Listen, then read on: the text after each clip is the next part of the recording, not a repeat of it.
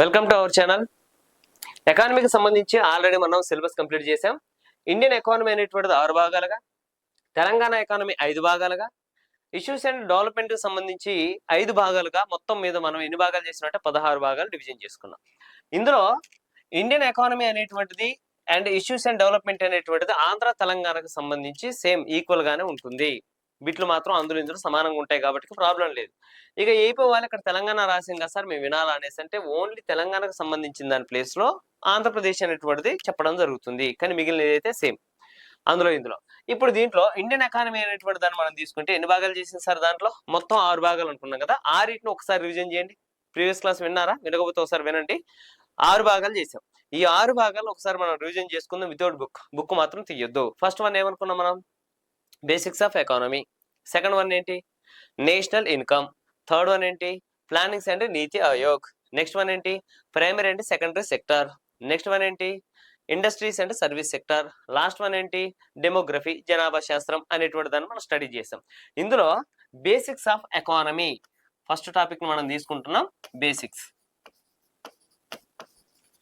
Of economy అనేసి అంటున్నాం. Basics of economy మీకు అర్థం కావాలి అనేసి అంటే 100% ఈ బేసిక్స్ మీకు తెలియాలి. వన్స్ ఈ బేసిక్స్ మీకు తెలిసిన తర్వాత ఒక 90% వరకు మినిమం మీకు ఎకానమీ మీద గ్రిప్ వచ్చేస్తుంది. వన్స్ ఒకవేళ మనం ఇది వినకోకుండా కనుక ఎకానమీని చదువుతా అనేసి అంటే ఎకానమీ చదువుతున్నా కొద్ది డౌట్లు వస్తూ ఉంటాయి, చదువుతా ఉంటే డౌట్లు వస్తాయి, కొత్త కొత్త పదాలు అనిపిస్తూ ఉంటాయి. అందుకోసమనే బేసిక్స్ అనేటువంటి మినిమం మనకు నాలెడ్జ్ ఉండాలి. సో 100% ఈ బేసిక్స్ అనేటువంటి నేర్చుకోండి. ఫస్ట్ వన్, ఈ బేసిక్స్ లో మనం ఏమేమి చదవాలి అది మనకు చాలా ప్రాధాన్యత కలిగినటువంటి అంశం. ఒకసారి చూద్దాం. బేసిక్స్ ఆఫ్ ఎకానమీలో ఫస్ట్ మనం చదవాల్సింది ఏంటి చూడండి సార్. ఒకటి, మనకి ఎకానమీ అనేటువంటి వర్డ్ ఎలా వచ్చింది? ఎకానమీ అనేటువంటి వర్డ్ ఎలా వచ్చింది అనేసి అంటే దాన్ని ఏమనాలి మనం? ఒరిజిన్ ఆఫ్ ఎకానమీ టెర్మినాలజీ అనేసి అంటాం. ఒరిజిన్ ఆఫ్ ఎకానమీ టెర్మినాలజీ అంటే ఏంటి సార్ ఇక్కడ అనేసి అంటే ఎకానమీ అనేటువంటి పదం ఎలా వచ్చింది అనే దానికి మూల పదం ఏంటి అనేసి అన్నాం. మూల పదం లేదా ఎకానమీ అర్థశాస్త్రం పరిభాష. మనం తెలుగులో మన గ్రాంధిక పదాలు లేదా బుక్ లో రాసినట్టయితే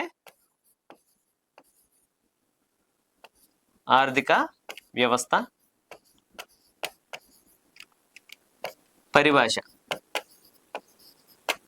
ఈ పరిభాషని జనరల్ గా మనమైతే మూల పదం అనేసి అంటాం. మూల పదం అనే పేరుతో కూడా పిలుస్తాం. ఒకవేళ మూల పదం అన్నా పరిభాష అన్నా సరే ఏదైనా సరే ఒకటే. ఇది ఒకటి గుర్తుపెట్టుకుంటే సరిపోతుంది. ఓకేనా? ఇది ఫస్ట్ వన్. ఇక దీంట్లో మనం సెకండ్ టాపిక్ ని మనం స్టడీ చేస్తే ఏముంటది ఇక్కడ అనేసి అంటే goods and services. Goods and services. Goods and service ఏమంటారు సార్ తెలుగులో? వస్తు సేవలు. వస్తు సేవలు. అసలు ఎకానమీ మొత్తం కూడా తిరిగేది దీని మీదనే సార్, వస్తు సేవల మీదనే. అసలు జనరల్ గా ఒకటే ఒక పదంలో ఎకానమీ అంటే ఏందిరా అనేసి అన్నాడు అనుకో, group of goods and services. వస్తు సేవల సముదాయమే ఎకానమీ. ఒకటే ఒక పదంలో చెప్పండి సార్ అనేసి ఎవడన్నా అడిగిండు అనేసి అంటే వస్తు సేవల సముదాయమే ఎకానమీ. ఏమని చెప్పాలి sir? Group of goods and services. Goods and services అది అంత ప్రాధాన్యత కలిగింది ఈ వస్తు సేవలు. ఇక దీంట్లో థర్డ్ వన్ ఏంటి? థర్డ్ వన్ ఏంటి ఇక్కడ అనేసి అంటే ఈ వస్తు సేవల రంగంలో మనకి ఏమవుతుంది, మనం ఉపయోగించుకోవడానికి మన అవసరాలు తీర్చడానికి అనేది అర్థమైంది. కానీ ఏ వస్తువు రావాలన్నా ఏ సేవ మన దగ్గరకు రావాలన్నా సార్ దానికి ధర చెల్లించాలి. ఓకేనా సార్? ధర చెల్లించాలి. ధర చెల్లించాలనేసి అంటే ముందు ధనం మన దగ్గర ఉండాలి, డబ్బులు మన దగ్గర ఉండాలి. డబ్బులు మన దగ్గర ఉండాలంటే కొన్ని యాక్టివిటీస్ చేయాలి. వాటిని ఎకానమిక్ యాక్టివిటీస్ అనేసి అంటాం. Is it clear? ఏమంటాం ఇక్కడ? Economic activities. ఎకానమిక్ యాక్టివిటీస్ అంటే ఆర్థిక కార్యకలాపాలు. ఆర్థిక కార్యకలాపాలు. కార్యకలాపాలు అనేసి అంటే ఎందుకు పెద్ద పదం అంటే కార్యకలాపాలు అంటే పనులు. సింపుల్ గా మనం మాట్లాడుకోవాలంటే పని చేస్తే డబ్బులు వస్తాయి, డబ్బులు వస్తే మనం ఏదైనా వస్తువును కానీ సేవను కానీ కొనుక్కోవచ్చు. సార్ అర్థమవుతుందా? ఇక్కడ కార్యకలాపాలు అనంలోనే ఏదో కాదు, డబ్బులు వచ్చేటువంటి పని. ఆర్థిక కార్యకలాపాలు అంటే డబ్బులు వచ్చేటువంటి పని. మనం ఏ పని అయినా ఎందుకు చేస్తాం? డబ్బుల కోసం. డబ్బులు ఎందుకు కావాలనేసి అంటే మనకి ఏదైనా కావాలంటే కొనుక్కోవాలంటే డబ్బులు ఇస్తే తప్ప ఎవడు మనకి ఇది ఇవ్వడు కాబట్టి. అలా ఏం కొనుక్కుంటాం అనేసి అంటే ఏది కొన్నా సరే అది వస్తువైనా కావచ్చు లేదా సేవైనా కావచ్చు, అంతకంటే ఇంకేది కొనలేం. మనం డాక్టర్ దగ్గరికి వెళ్ళాలి, అక్కడ మన సేవను కొనుక్కుంటున్నాం. లేదా మనం ఇల్లు కట్టాలి, ఇంజనీర్ దగ్గరికి వెళ్ళాలి, ఆయన ఒక ప్లాన్ ఇవ్వాలి, సేవను కొనుక్కుంటున్నాం. లేదు లేదు నాకు ఇయ్యనుద్దు, నాకు మొబైల్ ఫోన్ కావాలి, అదొక వస్తువును కొనుక్కుంటున్నాం. సార్ ఆకలైంది గట్టిగా, నాకు ఏం చేయమంటావు? అక్కడ బిర్యానీ పాయింట్ మామూలుగా ఉండదు, ఎక్కడ? హైదరాబాద్ దిల్సు నగర్ లో. ఏంటిది అది అనేసి అంటే తెలుసు కదా. ఇక పోయిండు బావార్చి అని. ఇక బాంగులను ఫ్రీకి ఇస్తాడు. ఏంటి? అదొక వస్తువు, మనం కొనుక్కోవాలి, ధర చెల్లించాలి. అంటే ముందు మన దగ్గర డబ్బులు ఉండాలి. డబ్బులు ఉండాలంటే ఏం చేయాలి? పని చేయాలి. పని చేయాలంటే ఏంటి?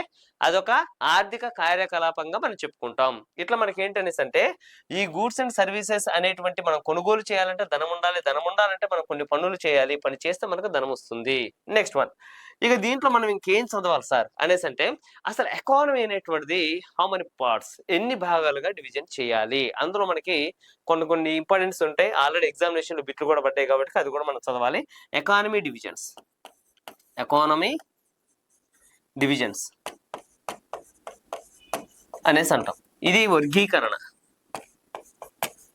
లేదా విభజన. వర్గీకరణ లేదా విభజన. ఎకానమీ అంటే అర్థశాస్త్రము, డివిజన్స్ అనేసి అంటే విభజన. అట్లా మనం దీన్ని వర్గీకరించుకుంటాం. ఇక నెక్స్ట్ వన్, ఇందులో లాస్ట్ పార్ట్ ఏంటనేసి అంటే అసలు ఎకానమీ అంటే మన ఆర్థికవేత్తలు ఏమి చెబుతున్నారు? ఇగో మనకు ఒక ఆర్థికవేత్త ఉన్నాడు, ఎవరైనా అనేసి అంటే ఆడమ్ స్మిత్ గారు. ఇతను అసలు ఎకానమీ అంటే ఏం చెప్పాడు, అసలు ఎకానమీ అనే పదానికి ఇతను ఏం చెప్తున్నాడు, అతనితో పాటు ఇంకో కొంతమంది చెప్తారు కదా ఆర్థికవేత్తలు. అలా ఆర్థికవేత్తలు ఏమేం చెప్తున్నారు అనేటువంటి మనకు తెలిసి ఉండాలి. అందులో కూడా క్వశ్చన్స్ అనేటువంటి ఉన్నాయి మనకి. అందుకే ఎకానమీకి కొన్ని డెఫినిషన్స్ ఉన్నాయి. ఈ డెఫినిషన్స్ అనేటువంటి ఏంటి అంటే నిర్వచనాలు అనేసి అంటాం. ఈ నిర్వచనాలు ఏంటి అనేటువంటి కూడా మనం స్టడీ చేయాలి. ఇలా మనకి ఏంటనేసి అంటే బేసిక్స్ ఆఫ్ ఎకానమీ. ఈ బేసిక్స్ ఆఫ్ ఎకానమీలో మనం 5 భాగాలుగా డివిజన్ చేసుకున్నాం. ఒకటేమో ఒరిజిన్ ఆఫ్ ఎకానమీ టెర్మినాలజీ, ఆర్థిక వ్యవస్థకు ఉన్నటువంటి పరిభాష ఏంటి లేదా మూల పదం ఏంటి, ఎలా వచ్చింది, ఏ భాష నుంచి వచ్చింది, ఇక్కడ స్టడీ చేస్తాం.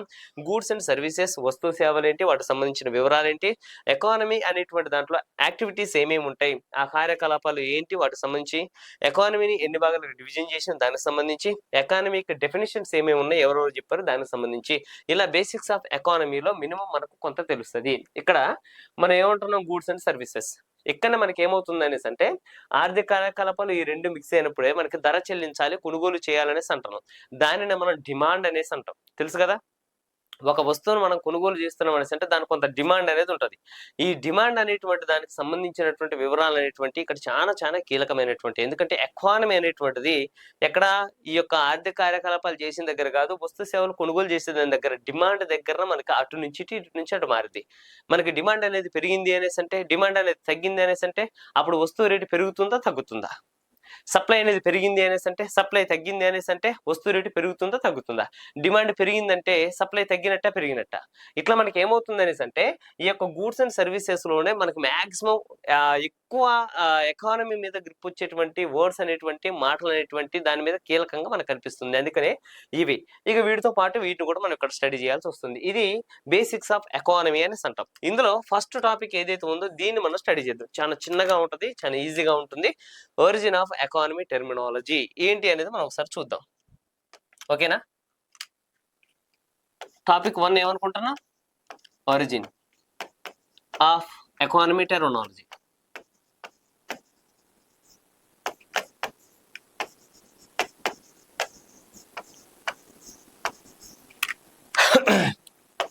పరిభాష. ఎకానమీకి పరిభాష ఏంటి అనేది మనం ఇక్కడ స్టడీ చేయబోతున్నాం. మీ అందరికి ఆల్రెడీ తెలుసు సార్, గెస్ చేసే ఉంటారు. ఒకసారి కామెంట్ చేయండి. ఎకానమీ అనేటువంటిది ఏ భాషా పదం నుంచి ఆవిర్భవించింది? ఎకానమీ అనేటువంటి వర్డ్ ఏదైతే ఉందో అది ఏ భాషా పదం నుంచి ఆవిర్భవించింది అని మనకు ఆల్రెడీ ఇంత ముందు క్వశ్చన్ అడిగాడు. ఇప్పుడు ఏం అడగడు కానీ ఇంత ముందు. ఇప్పుడు ఎకానమీ అనేటువంటిది ఏ భాషా పదం నుంచి అంటే ఇది యాన్సెంట్ గ్రీక్ వర్డ్. అంటే దీన్ని ప్రాచీన గ్రీకు పదం అనేసి అంటాం. గ్రీకు పదాలు, గ్రీకు పదాల నుంచి ఇది రావడం జరిగింది. యాండ్స్ అంటే గ్రీక్ వర్డ్స్, ప్రాచీన గ్రీకు పదాల నుంచి మనకి ఎకానమీ అనేటువంటి వర్డ్ రావడం జరిగింది. ఇందుకు ఏంటి ఆ ప్రాచీన గ్రీకు పదాలు, అందులో నుంచి వచ్చినటువంటి ప్రాచీన ఒక గ్రీకు పదం ఏంటి, అందులో నుంచి వచ్చినటువంటి ఆంగ్ల పదం ఏంటి. ఆంగ్లం అంటే ఇంగ్లీష్ తెలుసు కదా, అలా మనకి ఎలా వచ్చింది అనేది మనం చూద్దాం. ఫస్ట్ ఎకానమీ అనేటువంటి దానికి మూల పదం మనం తీసుకోవాలనేసి అంటే గ్రీక్ వర్డ్స్ అనుకున్నాం కదా, గ్రీక్ వర్డ్స్. ఈ గ్రీక్ వర్డ్స్ అనేటువంటి రెండు ఉంటాయి సార్. ఒకటేమో ఓయికోస్, ఓయికోస్ అనేసి అంటాం. రెండోది వచ్చేసి నిమియన్ అనేసి అంటాం. ఓయికోస్, నిమియన్, ఇది ఒక గ్రీక్ పదం, ఇది ఒక గ్రీకు పదం. ఇంతకీ ఓయికోస్ అనే గ్రీకు పదానికి అర్థం ఏంటి? ఇంగ్లీష్లోకి మనం తీసుకుంటే, ఆంగ్లంలోకి మనం తీసుకుంటే హౌస్, హౌస్ అనేసి అంటాం. మరి నిమియన్ అనే పదానికి అర్థం ఏంటి? దిస్ ఈస్ మేనేజ్మెంట్, మేనేజ్మెంట్ అనేసి అంటాం. మరి హౌస్ అంటే తెలుగులో అర్థం ఏంటి? గృహం లేదా ఇల్లు, గృహం లేదా ఇల్లు. మేనేజ్మెంట్ అనేసి అంటే అర్థం ఏంటి? మేనేజ్మెంట్ అనేసి అంటే నిర్వహణ, నిర్వహణ అనే పేరుతో పిలుస్తున్నాం. ఇప్పుడు ఓయికోస్, నిమియన్ అనే రెండు పదాలు వేరువేరుగా ఉన్నప్పుడు ఇలాంటి అర్థాలను కలిగి ఉన్నాయి. ఇప్పుడు ఓయికోస్ అండ్ నిమియన్ అనే గ్రీకు పదాలు ఒక గ్రీకు పదంగా మోడిఫికేషన్ అవుతున్నాయి. ఇక్కడ ఈ రెండు పదాలు కలిసి ఒకటే పదం అవుతుంది. ఆ గ్రీకు పదం ఏంటో మనం చూద్దాం. ఇది కూడా గ్రీకు వర్డ్, గుర్తుపెట్టుకోవాలా. ఇది కూడా ప్రాచీనానికి సంబంధించినటువంటి వర్డే, ఓకేనా. ఇంతకీ ఈ గ్రీకు వర్డ్, ఈ రెండిట్లో నుంచి వచ్చినటువంటి గ్రీకు వర్డ్ ఓయికోనోమియా అనే పేరుతో పిలుస్తున్నాం. ఏమంటున్నాం సార్ దీన్ని? ఓయికోనోమియా అనేసి అంటున్నాం. ఈ ఓయికోనోమియా అనేటువంటి గ్రీకు పదానికి అర్థం ఏంటి? అర్థం ఏంటి అనేసి అంటే ఇక్కడ మనం ఇంగ్లీష్లోకి దీన్ని ట్రాన్స్ఫర్ చేసుకోవాలి. ఇంగ్లీష్లోకి ఏంటి ఇక్కడ ఇంగ్లీష్లోకి అనేసి అంటే way to run A house hold, way to run A house hold.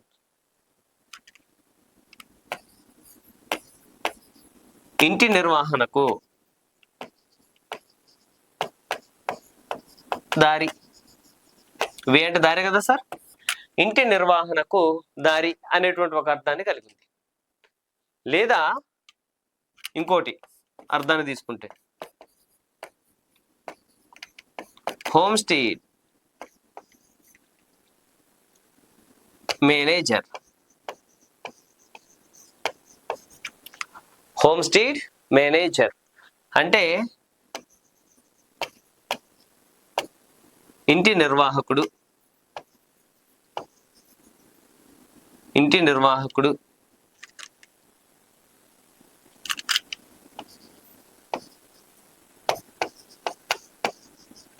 Manager అంటే నిర్వాహకుడు కాబట్టి ఇంటి నిర్వాహకుడు.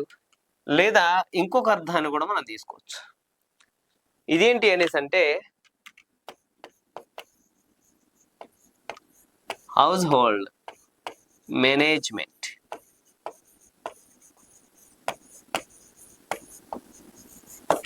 హౌస్ హోల్డ్ మేనేజ్మెంట్ అంటే హౌస్ అంటే